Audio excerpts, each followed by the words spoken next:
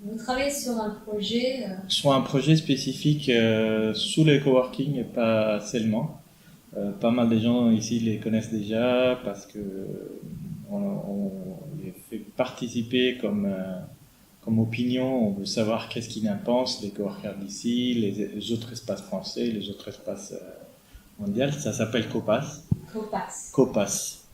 Et l'idée, c'est que n'importe qui appartienne à cet espace ou à des autres espaces ou à aucun espace puisse aller facilement fréquenter des autres espaces proches ou moins proches. C'est-à-dire si quelqu'un est là, passe à Barcelone le mois prochain, quelques jours, bah, s'il a besoin ou s'il a juste envie de dépasser, il peut aller facilement sans devoir faire un abonnement local. Il peut aller à Barcelone, débarquer dans un espace qu'il aime bien, qu'il trouve dans les réseaux de Copas, et aller travailler là-bas sans aucun problème. Et revenir et reprendre son abonnement qu'il a ici, plutôt continuer un tour ou aller connaître un autre espace là-bas, ou plutôt continuer son voyage et aller dans des autres espaces ailleurs.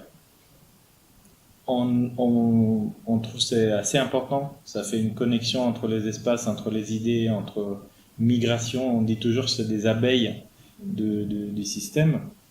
Et donc on veut donner l'opportunité à qui que ce soit d'être une abeille du système. De pouvoir bouger facilement entre les espaces dans la ville, dans les pays ou dans les autres continents aussi.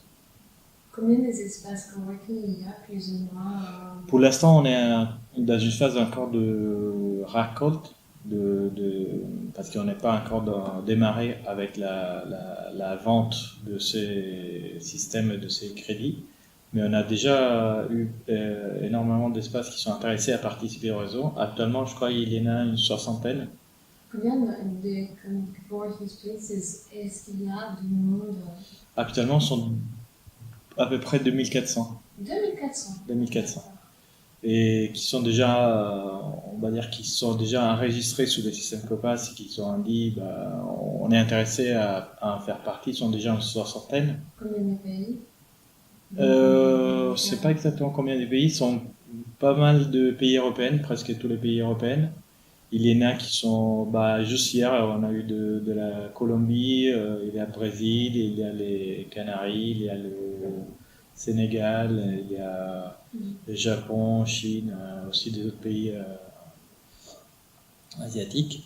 Et voilà, on compte en avoir beaucoup plus dès qu'on démarre et dès qu'on met en place les premiers échanges. On a déjà des premières personnes qui ont voyagé avec.